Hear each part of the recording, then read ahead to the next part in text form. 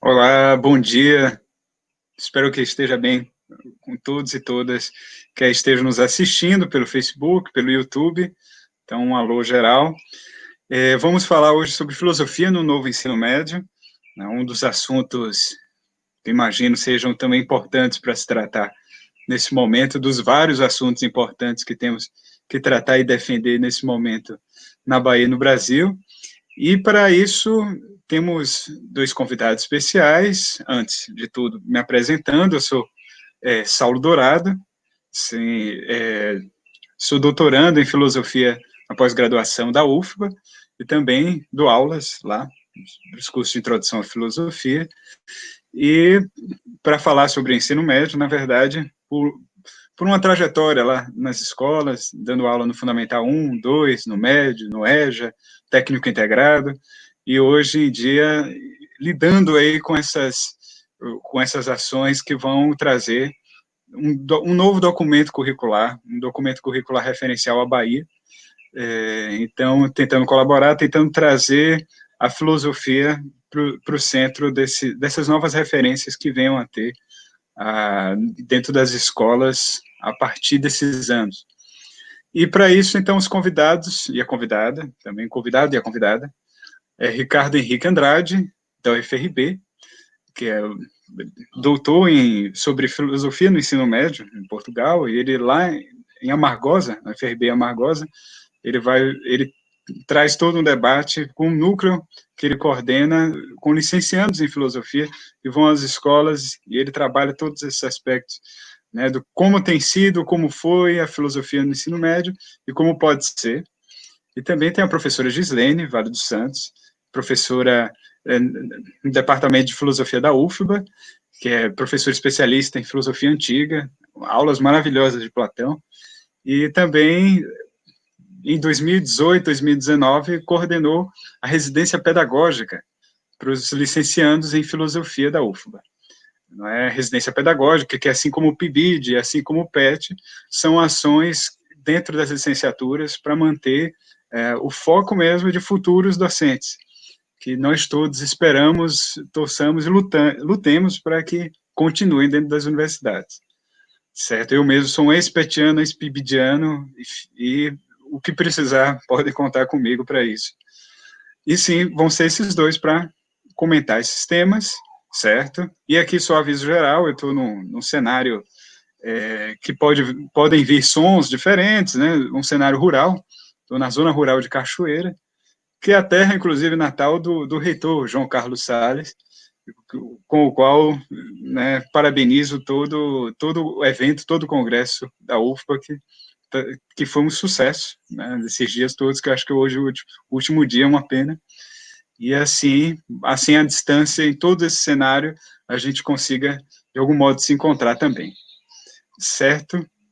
Então, acho que nós podemos começar essa conversa para a gente já jogar os temperos dessa conversa, né, o que a gente pode trazer aqui para esse debate, que é o que desde 2018, quem mexe com educação, quem está trabalhando com ensino, está especialmente focado, que é o que é esse novo ensino médio, que veio primeiro na aprovação da BNCC, da Base Nacional Curricular Comum, que era uma base já prevista por lei desde 88, mas que no governo Dilma Rousseff foi iniciado com toda uma comissão e consulta pública popular, 2014, e que com tudo o que aconteceu, né, de 2016 para 2017, entrando um novo governo de uma maneira um tanto aleatória, a forma de entrada desse governo, houve uma nova comissão que colocou a BNCC para ser aprovada, com uma reforma que deu do ensino médio com alterações de texto, que aí gerou todo um alvoroço na comunidade, porque se não havia uma consulta imediata para as novas alterações, se as mudanças que aconteceram retirariam disciplinas ali do pleito, retiraria a forma como o ensino médio poderia ser melhor conduzido, e dentre essas disciplinas, filosofia, sociologia, e todo um burburinho, nossa, será que só português e matemática que se tornam disciplinas obrigatórias? O que é que vão acontecer? As outras vão se tornar blocos de áreas, como humanas, naturais, e assim, em 2018, houve, então, a aplicação, e nessa nova lei, a filosofia aparece como estudos e práticas, não como uma disciplina obrigatória. Então, toda a comunidade filosófica ficou nesse alvoroço de que se haveria o sumiço da filosofia na escola, certo? Haverá mesmo. Há uma nota da ANPOF, falando a BNCC e o futuro da filosofia, escrito pelos professores Juvenal, Saviani, Vinícius Figueiredo. Eles dizem que não, a BNCC, ela coloca como previsto, mas ainda torna possível que a filosofia apareça nos currículos dos estados. E é isso que eu acredito que a mesa esteja aqui agora para poder comentar, porque se em 2018 já passou, a lei já foi aprovada, nós já vamos ter que lidar com a aplicação da BNCC até 2022 em todas as escolas do Brasil. O que dá para ser discutido ainda, que a gente possa prestar atenção, é a elaboração dos currículos por estado. Todos os estados, nesse momento, ou estão elaborando, ou estão em consulta pública para o novo currículo de ensino médio em cada uma dessas regiões, inclusive Bahia, São Paulo, Mato Grosso. Mato Grosso está agora em consulta pública, São Paulo também, com documento aberto, e que nós ainda podemos aqui costurar para que as disciplinas ocupem lugares com o maior destaque possível, dentre elas filosofia, certo? Então, para falar sobre isso, eu gostaria de chamar, né, primeiro, como presente, na verdade, de aniversário, é o aniversário dele hoje, Ricardo Henrique Andrade, professor Ricardo Henrique, da UFRB, aí em Amargosa, ô Ricardo, para a gente comentar esse assunto, e eu umas perguntinhas gerais para a gente orientar, que é a filosofia há 10 anos como obrigatória, ela ainda precisa ficar eternamente discutindo isso, de que, por favor, nos deixem entrar nas escolas, no ensino médio? E como é que tem sido a sua mobilização e prática aí na UFRB, relacionada ao núcleo de estudos para o ensino médio, do que tem sido e do que vai ser? Olá, Saulo. Bom dia a todos os meus colegas aí que estão por trás da transmissão, a professora Gislene, bom dia aos que estão assistindo. Vamos lá, Saulo. Eu vou pular aqui mais ou menos uns 4 séculos, né, para a gente começar uma resposta, porque esse debate é antigo mesmo, né? A filosofia chega pelos jesuítas, nós tivemos a reforma de Pombal, que foi importante também, a mudança do cenário filosófico com a chegada da família real, a guinada da segunda metade do século XIX. Silvio Romero publica um opúsculo em 1885, provavelmente o primeiro texto sobre o ensino da filosofia no Brasil. Tivemos o entra e sai no currículo nacional nos primeiros anos de República. Tivemos a transformação do cenário filosófico com as missões francesas e o trabalho de Jean Maguet na fundação da USP. Mas eu vou tratar aqui rapidamente dos 50 anos, dos últimos 50 anos. Eu acho que a questão central é que justificativas nós podemos apresentar para a sociedade brasileira para defender o ensino de filosofia. E de que maneira essas justificativas podem ultrapassar o senso comum, tá? Inclusive o senso comum compartilhado em nossa comunidade, e a defesa corporativa da nossa categoria. O que é que se tem dito em contrário? Ou seja, o que argumentam os adversários da obrigatoriedade da filosofia, tanto os internos quanto os externos? O nosso tempo é curto, eu vou ter que deixar muitos aspectos de lado, mas eu gostaria de começar destacando uma dissertação de mestrado feita pelo professor René Silveira, em 91, defendida em 91, e ele se dedica exatamente a elencar esses argumentos, os argumentos favoráveis e os argumentos desfavoráveis, né, ao ensino da filosofia na escola pública. E esses argumentos, eu vou passar rapidamente aqui por eles, mas eles ensejam uma defesa que até hoje se reproduz, sem muitas novidades, né? A filosofia humaniza o ensino médio, contribui para conter o pragmatismo imediatista das tendências tecnocráticas. A filosofia pode tornar o ensino médio mais interessante, mais agradável. O ensino da filosofia contribui no desenvolvimento da capacidade de reflexão, da capacidade de crítica dos estudantes. O ensino da filosofia amplia a visão global da realidade em seus múltiplos aspectos. O que mais se diz? O ensino da filosofia permite o acesso ao acervo cultural da humanidade, colabora com o processo de democratização, ajuda a cumprir a missão educacional defendida pelas leis, diretrizes e bases. O ensino de filosofia cria oportunidades de emprego para quem se forma em filosofia. Às vezes, esse argumento corporativo é explicitamente defendido. Enfim, mas ele elencou também um conjunto de argumentos que se opõem a esses, né? E a gente assiste a essa discussão há muito tempo, né? Ele começa, por exemplo, citando um parecer do Conselho Estadual de Minas Gerais, ainda na época do Figueiredo, no finalzinho da ditadura, em que o presidente do Conselho, Samuel Rocha Barros, discorda da ministra Esther de Figueiredo Ferraz, dizendo que a filosofia não deveria figurar no currículo, porque o currículo já está sobrecarregado, que a filosofia não caía nos vestibulares. Hoje isso não é verdade mais, hoje a filosofia participa do Enem, que a filosofia tem um alto nível de abstração, e isso se torna a filosofia inatingível aos adolescentes. Esse argumento lembra, inclusive, o argumento de Silvio Romero, na sua proposta de reforma do ensino médio, que a filosofia não é uma panaceia, um remédio para resolver os problemas do ensino médio, que deve-se repensar o currículo como um todo, que a filosofia pode ser trabalhada a partir de outros componentes, que faltam professores preparados para o ensino da filosofia, enfim. E um que hoje é particularmente muito sensível, o argumento de que a filosofia se presta à doutrinação ideológica, né?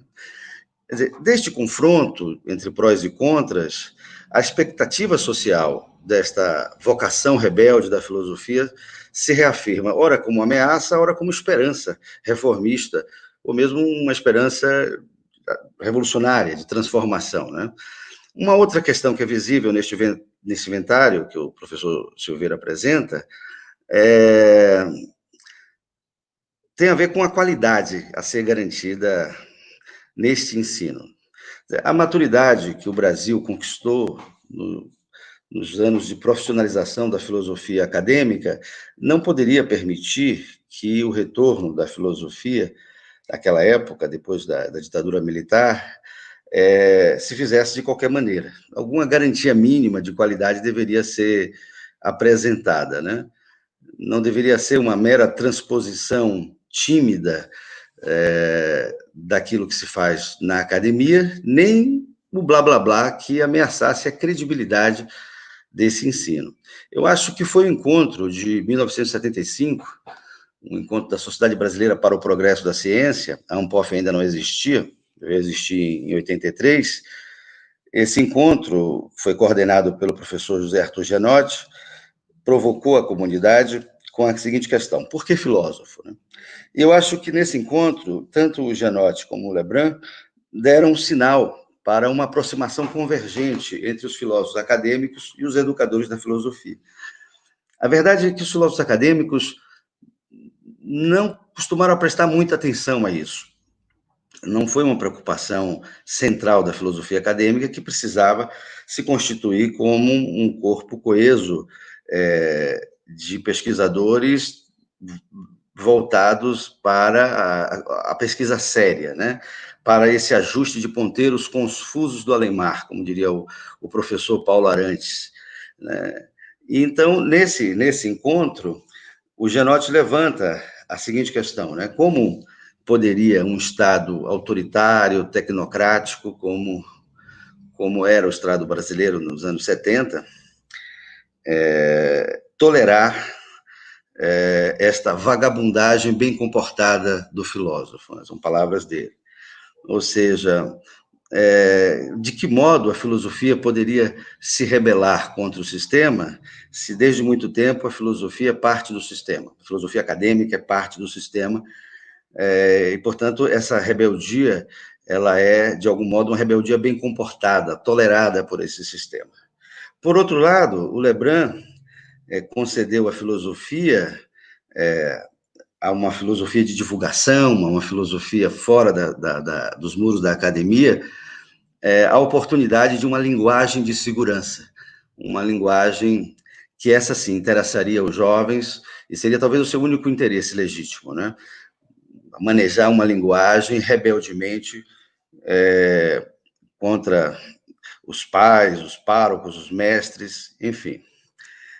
Os anos 70 foram, de fato, os anos desse despertar pelo interesse social da filosofia. Nos anos 70, se criou a Sociedade de Estudos de Atividades Filosóficas, também são, dessa época, outras sociedades que foram... Eu tive aqui um probleminha, só um minuto. Outras sociedades que foram sendo criadas e que foram sendo envolvidas nesse esforço comum em defesa da filosofia, como a Sociedade Brasileira de Cultura, da revista Convívio, o Conjunto de Pesquisa Filosófica, o Compefil, a Associação Brasileira de Filósofos Católicos, a ABFC, o Instituto Brasileiro de Filosofia, a Coordenação Nacional de Departamentos de Filosofia, que era a representação da filosofia acadêmica antes antes da ANPOF, e os ENEFIOS, né, os Encontros Nacionais de Estudantes de Filosofia, que também são dessa época. A ANPOF, eu acho que só se envolveu mais ativamente na defesa do ensino da filosofia depois do professor João Carlos Salles, né, na gestão do professor Carlos Salles, que coincide com o primeiro mandato do presidente Lula. E agora, mais recentemente, eu acho que também temos uma posição destacada da ANPOF na gestão do professor Adriano Correia. É importante lembrar que esses argumentos que eu rapidamente mencionei, eles estavam vivos também quando a filosofia retorna da maneira que retornou na Lei de Diretrizes e Bases, que, aliás, eu acho muito semelhante à situação que nós temos hoje. A Lei de Diretrizes e Bases, cujo projeto, a relatoria ficou com Darcy Ribeiro, e o Darcy, ele tinha uma visão muito interessante, embora ele fosse um antropólogo, alguém das ciências sociais, e por isso se confiou que o retorno da filosofia e sociologia sairia explicitamente da Lei de Diretrizes e Bases, mas ele, sabendo das resistências que encontraria no Congresso, ele apostou muito mais no espírito do que na letra. Então, a Lei de Diretrizes e Bases é uma lei que manda fazer muito pouco, proíbe muito pouco, mas deixa em aberto as possibilidades para quem quer fazer. E essa situação, essa posição ambígua da filosofia no artigo 35 da Lei de Diretrizes e Bases, que perdurou até 2008, até a Lei 11.645, essa situação ambígua é a que retornamos hoje. Não é? Na época, o padre Roque, do PT de Minas Gerais, aprovou no Congresso uma lei que incluía a obrigatoriedade, mas que foi vetada pelo presidente Fernando Henrique Cardoso, e o mesmo Arthur Gianotti, que falava nos anos 70 sobre essa rebeldia,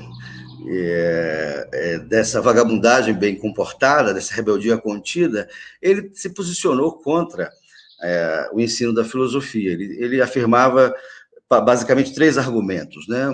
Um argumento da escassez docente, que já existia já desde o início dos anos 80, ou seja, não havia professores formados em número e qualidade suficiente para garantir um bom ensino de filosofia. O argumento da precariedade discente, esse argumento é muito comum, e isso acontece também desde o século XIX, ou seja, as dificuldades que os estudantes brasileiros encontram na formação básica, dificuldades elementares de operação, de raciocínio, de leitura de texto, enfim, isso tornaria o ensino da filosofia uma espécie de forçação de barra, e o argumento da complexidade filosófica, também um argumento romeriano, aparece lá no documento do Silvio Romero, 85, a filosofia é algo que não se deve simplificar sob pena de perder-se por completo.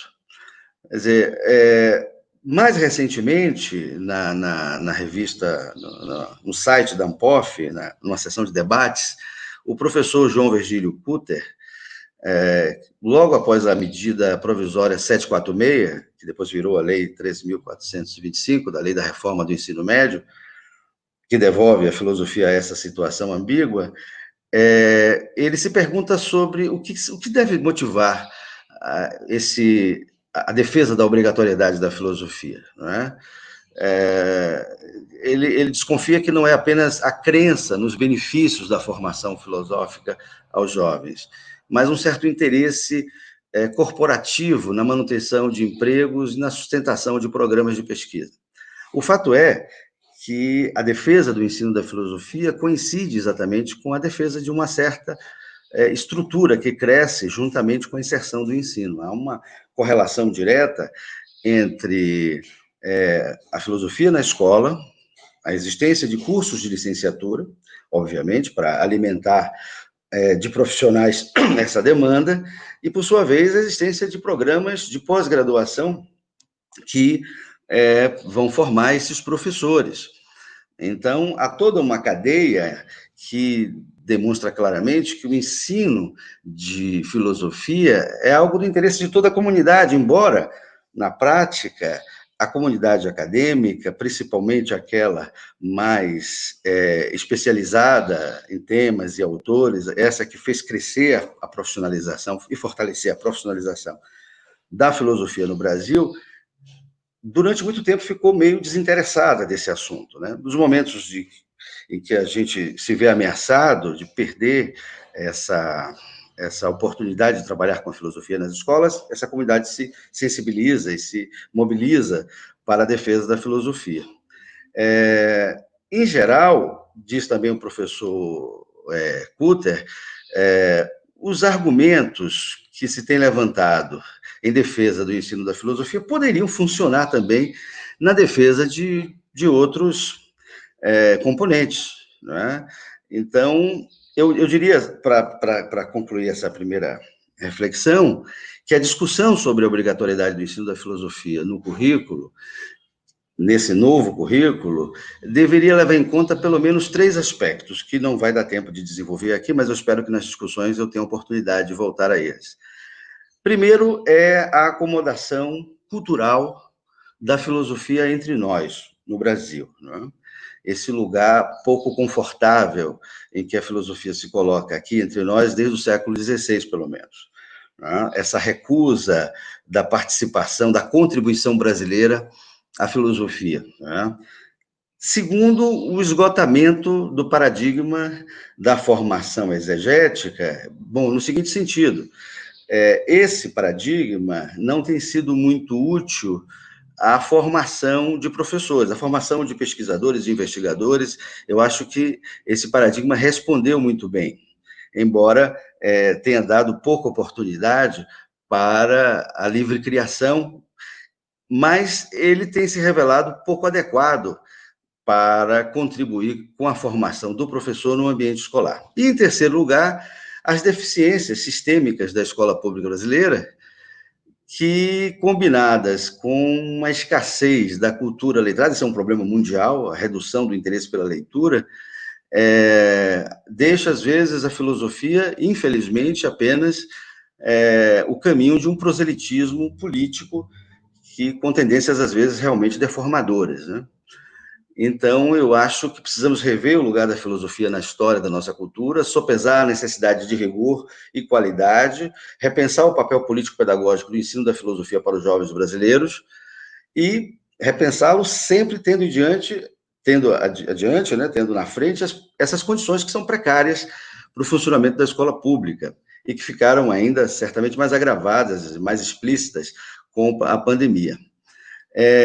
Quanto às experiências que a gente desenvolve lá no nosso curso de filosofia, antes de falar do NUPEF, eu gostaria de falar que no curso de filosofia, nós, nos componentes de estágio, já incentivamos práticas experimentais de ensino com oficinas, rodas de conversa, cinema na escola.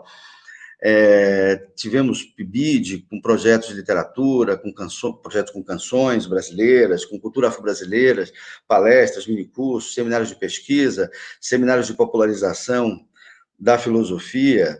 Agora vamos ter de novo o PIBID e o Residência Pedagógica, pelo menos, ao que tudo indica, os projetos desse ano foram aprovados. No núcleo docente estruturante, temos um projeto de tutoria, que está funcionando, inclusive agora, nesse momento de pandemia, com atividades de extensão também. A propósito, aproveito aqui para fazer uma divulgação. No próximo dia 18 de junho, realizaremos um projeto Filosofia de Quinta, né, com a presença do professor Adriano Correia, isso envolvendo estudantes da rede pública, professores da rede estadual.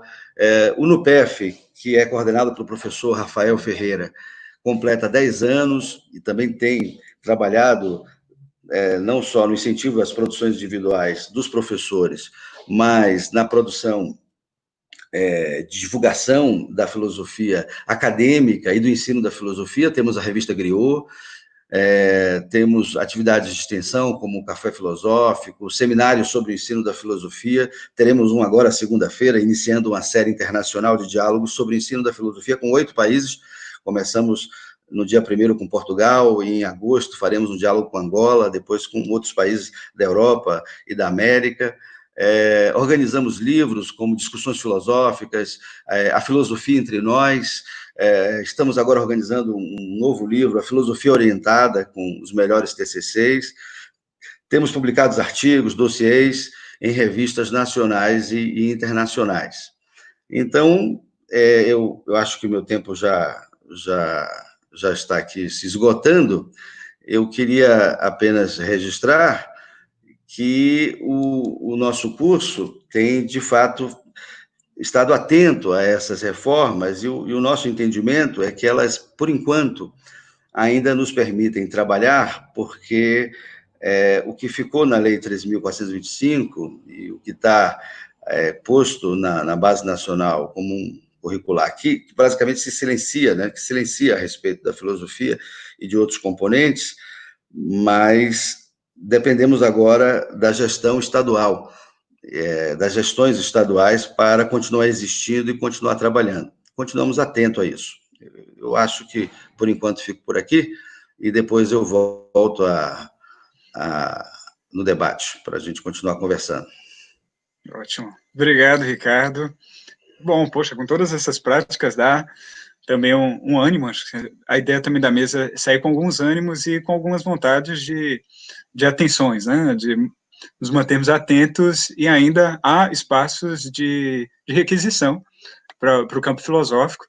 E, assim, mencionando que a lei que estamos aqui debruçando também, a lei número 13.415, que é a reforma do ensino médio, em que ela diz assim, no parágrafo 2º, que a Base Nacional Comum Curricular, referente ao ensino médio, incluirá obrigatoriamente estudos e práticas de educação física, arte, sociologia e filosofia.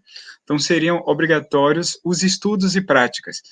E a pergunta ficou, e a disciplina que se torna obrigatória, a filosofia voltaria a ser um tema transversal, como em 96, como o professor mencionou, o professor Ricardo. E, assim, desse debate é que a gente coloca realmente na roda os currículos dos estados. Ficou na gestão estadual. Quem escreveu, um dos redatores da Base Nacional Comum Curricular em Filosofia foi o professor da PUC do Rio, Edgar Lira. Ele tem alguns vídeos no YouTube, tem algumas entrevistas falando desse processo, inclusive para a própria Anpof, e ele participou do primeiro momento, que era ainda no governo Dilma Rousseff. Ele ficou um pouco um tanto preocupado quando a reforma veio mesmo, que alterava bastante o texto e a filosofia diminuía muito o espaço.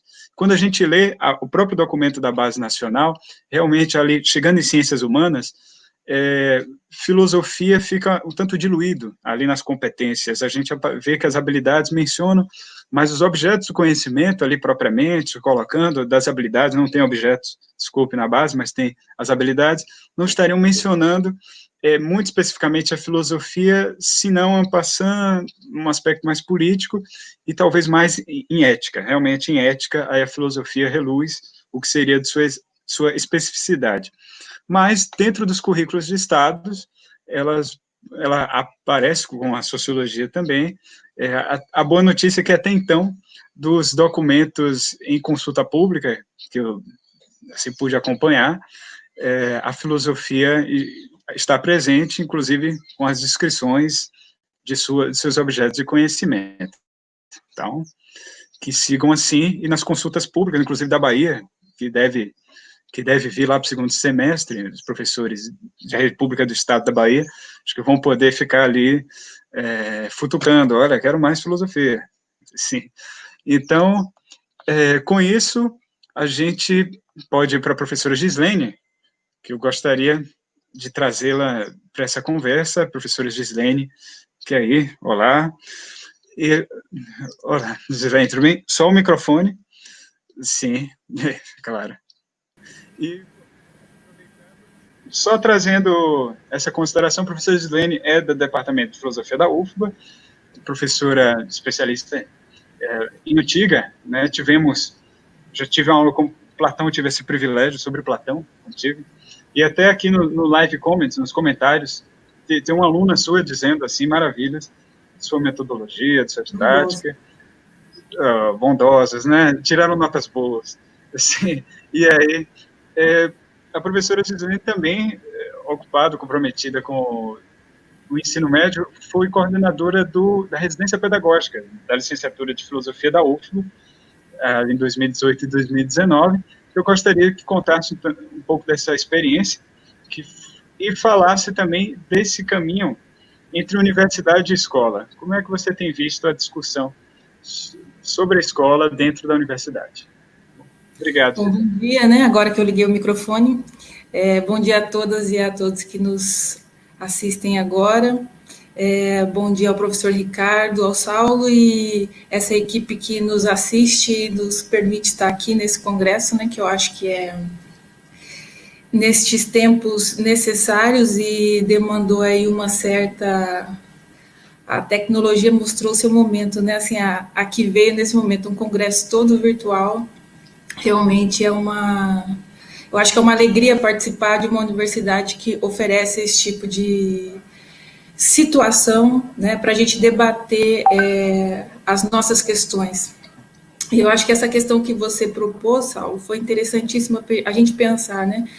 Quando a gente pensa no ensino da filosofia, quando a gente pensa no contexto em que a filosofia se encontra no Brasil atualmente, quando a gente pensa no histórico da filosofia, que eu acho que o professor Ricardo colocou belamente aí na fala dele, e quando a gente pensa nesse momento que a gente está vivendo, né? A gente está vivendo um momento de distopia total. Então, como que a filosofia contribui para isso? E aí eu vou pensar, diante da sua pergunta, pensar como que, da minha trajetória acadêmica, né, como que o ensino de filosofia se põe, como que a gente pode refletir acerca dessas coisas.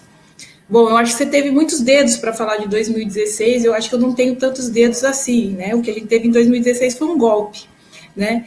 E o programa, por exemplo, que eu coordenei durante 2018 e 2019, o Residência Pedagógica, ele foi um programa que ele nasceu desse governo golpista, né? Foi o governo do Temer. E uma das grandes... Então, nós ficamos muito receosos em um primeiro momento, né? Aquele grupo de professoras e professores que se reuniram na Prograde da Universidade Federal da Bahia para pensar aquele edital que tinha sido lançado, para pensar as consequências daquele edital, para ver quais eram... E tinham muitos problemas o edital. Então, uma das questões era se vai aceitar ou não, mas aí a Pró-Reitoria de Graduação tomou o edital, e aí nós começamos a pensar como que a gente poderia, diante daquilo que estava posto no edital, fazer um trabalho que não fosse ajoelhar para o sistema, né? E eu acho que a gente conseguiu, na medida do possível, e diante das nossas necessidades, desenvolver um trabalho em conjunto com... isso pensando a dimensão da universidade, nesse primeiro momento, né? Em conjunto com as outras professoras dos outros núcleos e com a coordenadora geral do programa. Então, foi esse primeiro momento, foi um primeiro momento de pensar isso, né? Como que a gente vai lidar com essa questão que ela é, num primeiro momento, política.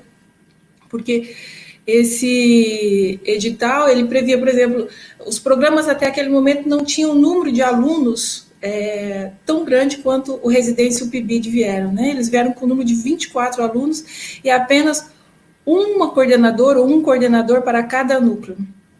Então, assim, trabalhar com 24 alunos é muita gente, né? Então, o que a gente via no edital também era um pouco isso, era uma precarização do trabalho. Então, assim, um coordenador só, quer dizer, a gente não faz só isso dentro da universidade, né? A gente faz uma série de outras coisas. Então, como que isso vinha? Mas, diante da nossa realidade econômica, social também, a gente falou, olha, os nossos alunos precisam da bolsa, vamos falar bem a verdade? Então, a gente trabalha com essa realidade também, né? Não dá para tirar a realidade na qual o aluno da universidade pública, e eu estou dizendo principalmente nas áreas de humanas, se encontra, porque a gente tem uma série de questões a serem pensadas também com isso, né? Então, isso foi uma das questões que a gente foi posta. Olha, a gente não dá para abrir mão do programa assim também por causa disso. E aí a gente começou um trabalho que, para mim, foi muito gratificante, porque eu acho que quem pisa o chão da escola se transforma com ela, né? Por quê? Porque a escola tem uma série de questões. Assim como a universidade tem problemas, a escola tem uma série de questões a serem pensadas também. Então, quando esses dois universos se encontram, e aí a gente pode pensar como que esses dois universos se encontram, né? E qual é o trabalho que a gente tem que tentar desenvolver para que esse abismo seja menor, né? O abismo que separa a escola da universidade pública, né? E eu estou pensando nos âmbitos públicos, principalmente. No programa Residência Pedagógica, a gente dividiu o programa em 3 momentos principais. Então, no primeiro momento, a gente trabalhou com um momento mais na universidade, né? A gente trabalhou com pesquisa, o que a gente pensou trabalhar com o professor do ensino fundamental e médio, ele faz pesquisa? Né? Quais são as condições dessa pesquisa? Né? Eu acho que a academia, de modo geral, o professor Ricardo comentou isso, né? Que há essa separação entre aquele que ensina filosofia e filosofia no sentido mais... não aquele que ensina filosofia, mas aquele que trabalha com conteúdos pedagógicos, e aquele professor que trabalha com o conteúdo mais estrito da filosofia, fazendo uma separação que muitas vezes ela é uma separação superficial, no entanto, historicamente ela foi aprofundada, né? Então, essa era uma das questões que nós trabalhávamos, porque o professor, quais são os recursos que o professor tem? Né? E para o nosso aluno, que ainda está no curso de graduação, quais são os recursos que esse aluno tem para estar em sala de aula?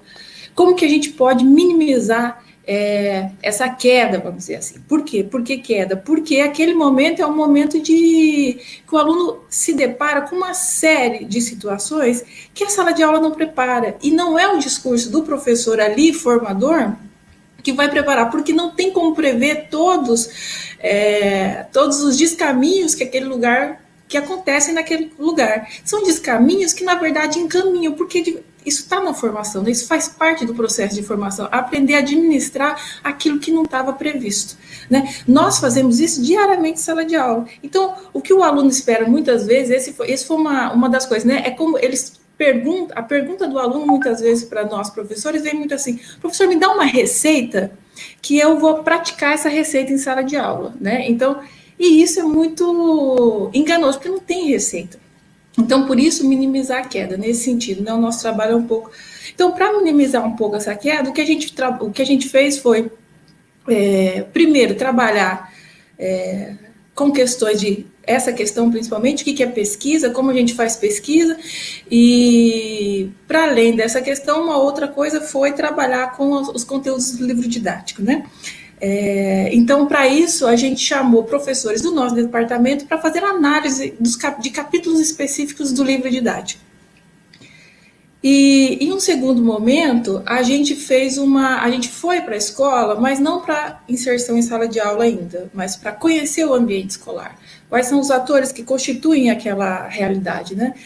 E pensando justamente em como a gente estaria em sala de aula, né? Então, foi uma espécie de intermédio, né? Então, os alunos foram para a escola e começaram a conviver no ambiente escolar, né?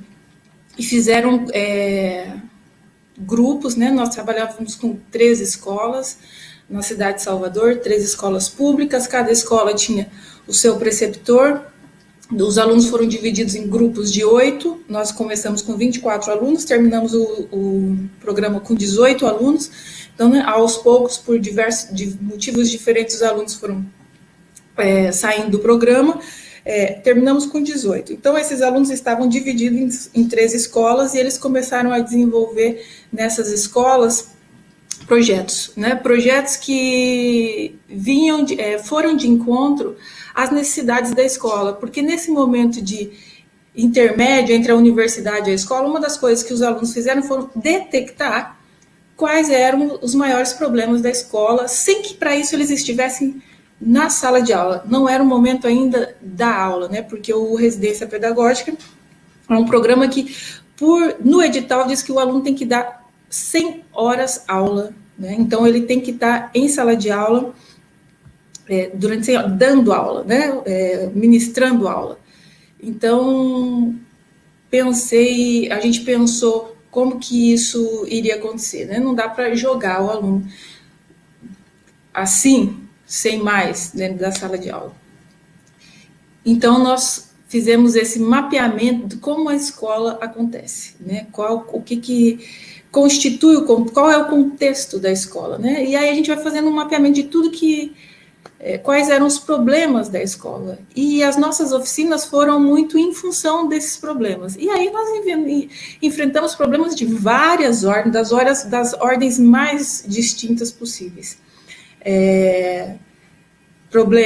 Então, administrar esses problemas foi um aprendizado para mim, para os alunos, e eu acho que na nossa formação como um todo. Então, o programa, eu acho que ele foi feliz tentando aí subverter aquela primeira lógica lá do edital, de minimização, né, da filosofia, não apenas da filosofia, mas da educação como um todo. Era um projeto, naquele primeiro momento, era um projeto que, num primeiro momento, queria, na verdade, substituir o PIBID. Então, teve uma atitude, assim, uma presença forte dos professores, da comunidade que constituía o corpo do PIBID, e o PIBID se manteve. Então, o Residência é um programa que, hoje em dia, o PIBID está pensando aí os cursos, né, na primeira metade do curso, do licenciante de filosofia, e o Residência Pedagógica está na metade posterior, nos últimos anos do curso, né? Mesmo porque o Residência prevê a estadia em sala de aula, o aluno dando aula, ministrando aula de filosofia, e o PIBID não. Então, o nosso aluno foi para a sala de aula, e esse foi um momento, assim, bem... isso, né? Teve gente que disse, olha, eu não quero ser professora. Eu escutei isso de uma aluna. Eu estou repensando a minha escolha depois que ela foi para a sala de aula, depois que ela enfrentou a realidade da escola. E eu acho que o programa tem que servir exatamente para isso, para as pessoas também dizerem, olha, eu não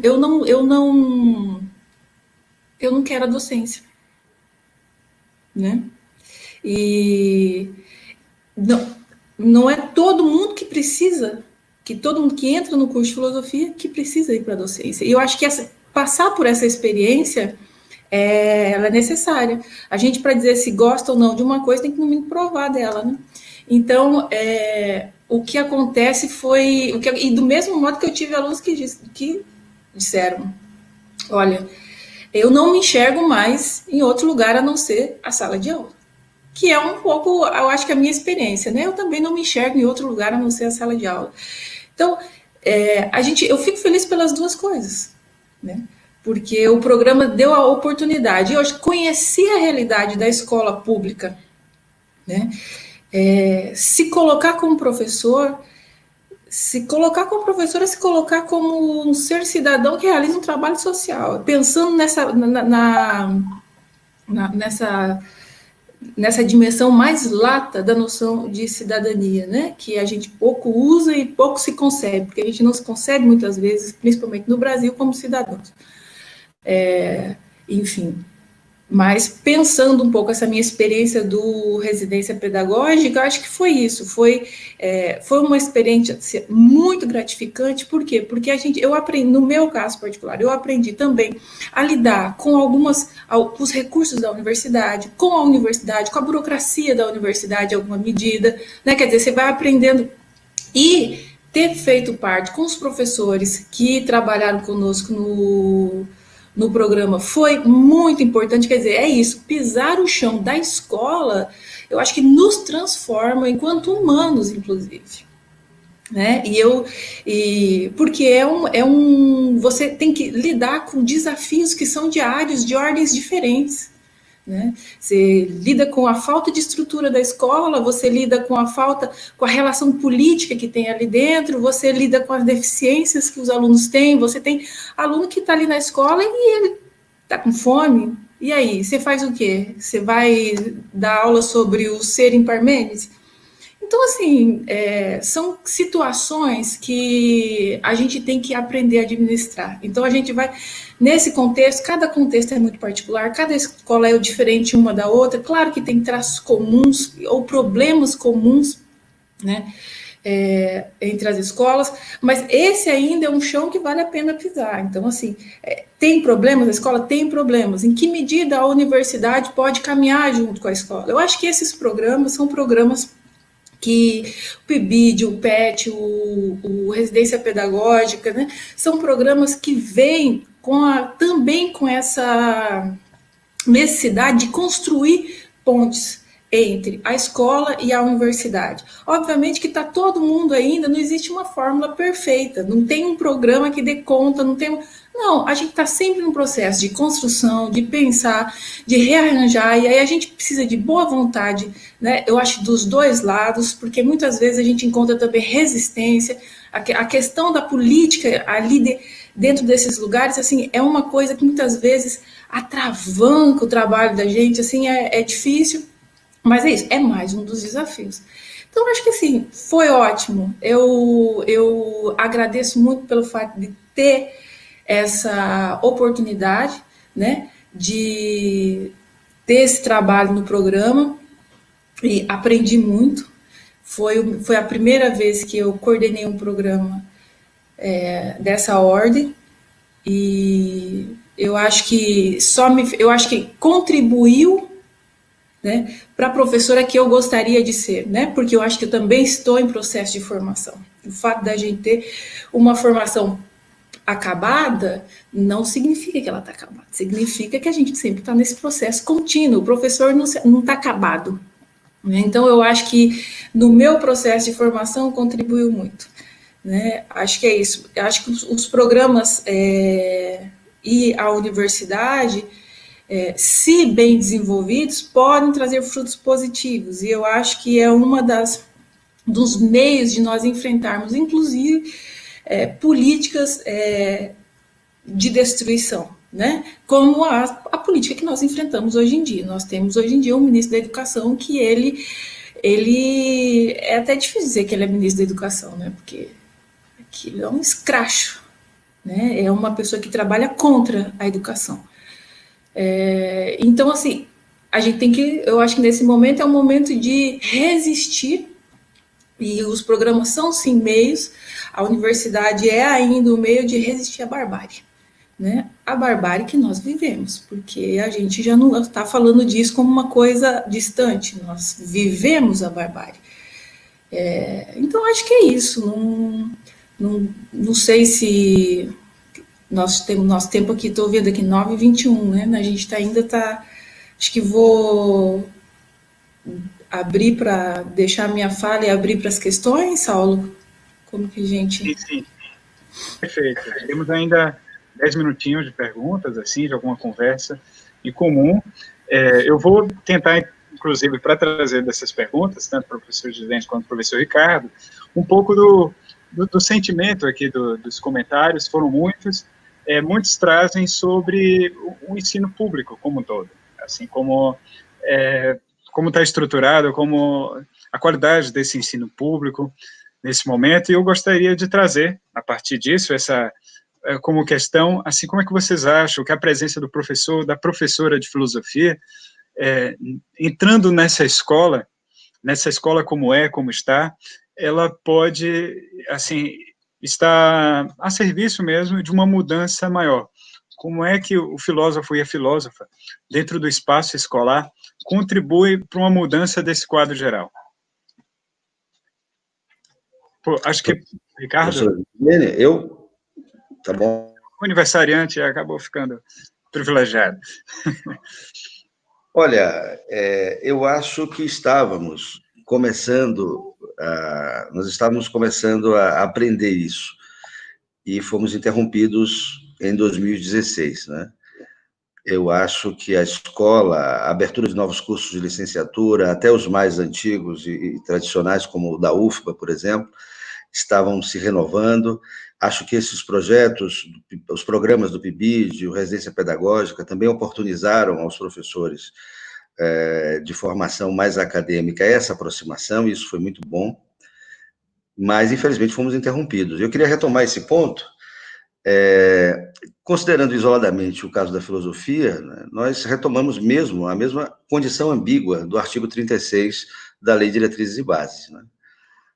No artigo 36, se dizia que o currículo do ensino médio observaria o disposto da seção 1 daquele capítulo, que dizia o seguinte, no parágrafo 1º, os conteúdos, as metodologias e as formas de avaliação serão organizadas de tal forma que, ao fim do ensino médio, o educando demonstre, e aí, no inciso 3, domínio dos conhecimentos de filosofia e de sociologia necessários ao exercício da cidadania. O que é que acontece com a reforma do ensino médio? Na Lei 3.415, eu havia falado 25, me perdoe, que foi originada a partir da MP 746, que saiu como medida provisória uma reforma, né, um gesto muito autoritário do governo Temer. Mas a alteração que ela realiza, e aí já vai para um artigo 35, na linha A, diz o seguinte, a linha A diz o seguinte, a base comum curricular definirá direitos e objetivos de aprendizagem do ensino médio conforme diretrizes do Conselho Nacional de Educação nas seguintes áreas do conhecimento. E no parágrafo 2º diz, a base nacional comum curricular referente ao ensino médio incluirá a obrigatoriedade dos estudos e práticas de educação física, arte, sociologia e filosofia.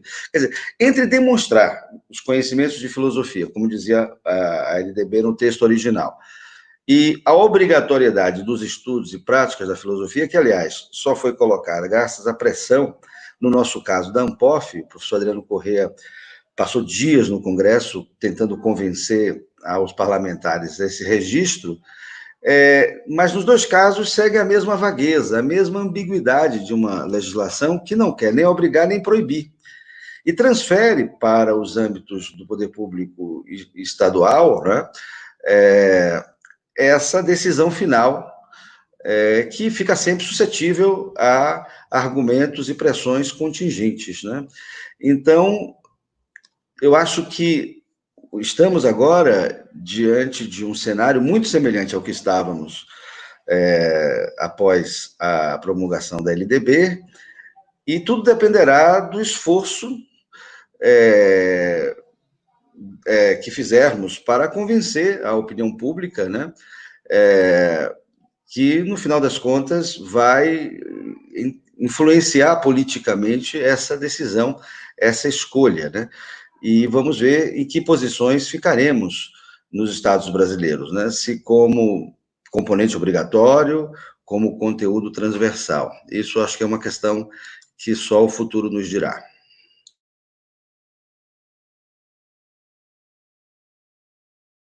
Professora Gislene, sim, trazendo. Bom, o que eu ouço muito, inclusive, dos meus colegas, é que filosofia é teórica, né? Para mim, filosofia é prática, não é teórica. Filosofia é prática porque pensar é uma ação. O pensamento exerce uma ação, né? Então, eu acho que vou um pouco na... quer dizer, não é na contramão dessa afirmação de que filosofia é teórica, porque ela é teórica, obviamente, né? Mas... E acho que pensar a filosofia como prática é mais interessante quando a gente pensa no nosso papel, né? Na universidade, não só na universidade, mas pensando aí esse ambiente da escola. Como é possível que a gente seja seres pensantes? Quer dizer, nós humanos somos pensantes, né? Mas criticamente pensantes. Como que é possível que a gente desenvolva crítica acerca das coisas? Como que é possível que a gente não repasse fake news, né? À torta e à direita, como tem acontecendo, que vem acontecendo. Então, assim, por que a gente precisa colocar um ponto de interrogação naquilo que aparece à nossa frente? Quer dizer, isso é a ação do pensamento, pensando. Então, como que o professor do ensino médio consegue movimentar esses múltiplos que estão à sua frente, né? Mas melhor ainda, como ele consegue se movimentar, né? Para chegar a esse lugar. Esse parece que é um lugar muito ideal, né? Esse ser que pensa criticamente. E eu acho que ele é mais presente do que a gente imagina. Então, acho que um modo de pensar essa relação da universidade, da filosofia com a escola, é pensar em que medida a gente se torna, com este outro, reflexivo, né? Eu acho que esse é o grande desafio. E, nesse sentido, a filosofia contribui, sim, porque ser reflexivo, não só nesse estado, mas em qualquer outro que a nossa história já apresentou, é tudo que o Estado, ou que este governo, né, não vou dizer o Estado, mas que o governo não quer. E não é uma primazia do Brasil, né? Isso porque a partir do momento que você tem gente pensando, você tem gente fazendo críticas justificadas, né? E esse tipo de situação é o que o governo não quer, né? Ou seja, é gente questionando.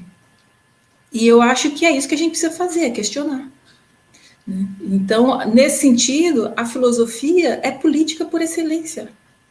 Por quê? Porque ela nos faz questionar a nossa condição humana, política, religiosa, estética, científica. Quer dizer, a filosofia está em diálogo com essas questões todas. Então, é importante que a gente coloque o ponto de interrogação, porque o ponto de interrogação é o que nos humaniza, no sentido, olha, nós realizamos aquilo que é mais próprio da nossa condição. Né? É colocar o ponto de interrogação. Então, eu acho que como que a gente é útil no ensino médio e em qualquer lugar. Por isso a filosofia ela é necessária em qualquer lugar da sociedade, não só na escola, mas esse é o lugar que nos cabe, né, dentro do quadro político do Estado. É na escola. Então, é na escola, é na universidade, mas então como é possível que a gente esteja de modo útil lá dentro? Olha, eu acho que todo professor de filosofia se realiza justamente nessa atividade. Olha, como é possível isso? Olha, é possível isso pensando. A gente, quando age no mundo, age inclinado a partir das nossas crenças no mundo. Então, como que a gente questiona essas crenças? Porque assim a gente muda a nossa ação. Né? A nossa ação, a mudança da ação deriva o quê? Da mudança da reflexão. Então, filosofia sim tem uma prática no mundo, por quê? Porque nós agimos no mundo, nós pensamos no mundo, e então quando eu voto inclinado a partir de uma série de lugares que muitas vezes eu nem penso sobre eles, eu simplesmente vou lá e voto. Quer dizer, fazer esse exercício de pensar de modo reflexivo, eu acho que é o mais desafiador. Então, eu acho que esse é o modo como a gente pratica filosofia em qualquer lugar, né? Então, eu acho que esse é o desafio do professor de filosofia. Obrigado, Gislene. Obrigado, Ricardo. Bom, tem muitos comentários e perguntas, e eu vou pedir todo o perdão. Acredito que, pelas belas falas que foram agora dessas questões, podem ter contemplado alguns pontos que estavam aí nas perguntas, nos comentários, mas o nosso tempo se esgota.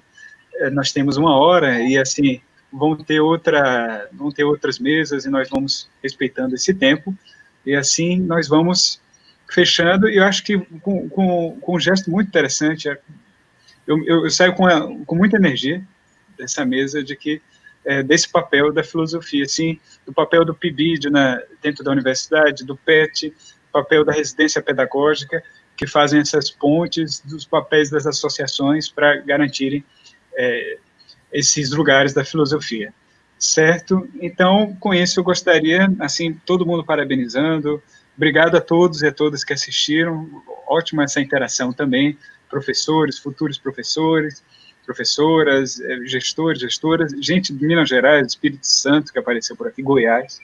Então, assim, saudações a todos. Eu peço, então, rapidamente, só para que a gente se despeça, e Ricardo fazendo o convite para a continuação de sua conversa em 1º de julho, naquele outro evento. Obrigado, Saulo. Obrigado, professora Gislene. Foi uma alegria, uma satisfação conversar com minha colega da UFBA. Dia 1º nós teremos uma conversa com Portugal, às 17 horas, viu? Procura nas páginas do nosso curso de filosofia, todos estão convidados. Dia 18, com o professor Adriano Corrêa, uma discussão sobre a banalidade do mal em Hannah Arendt. Filosofia UFRB. Isso, Filosofia UFRB no YouTube, Facebook, Instagram, enfim, todas as redes sociais. Obrigado. Eu agradeço da mesma forma, Saulo, a você, ao convite que você me fez. Eu, em um primeiro momento, eu não iria participar do congresso, até uma colega me fez um convite para participar de uma mesa, e eu disse que, pelo fato de uma série de situações, mas acho que seu convite veio e fiquei muito feliz de poder participar nessa mesa. Então, agradeço a você e a todos que participaram fazendo perguntas. Eu não sei se tem como a gente responder as perguntas de todos aí, depois ver com o tempo. Não depois tem tempo, não agora. Assim. A gente marca Vamos marcar outra live, assim, então. Ok, mas obrigada a todos que participaram e a todas também. Tá bom, ótimo, Gislene. Obrigado a você. Então, tchau, tchau. Até a próxima.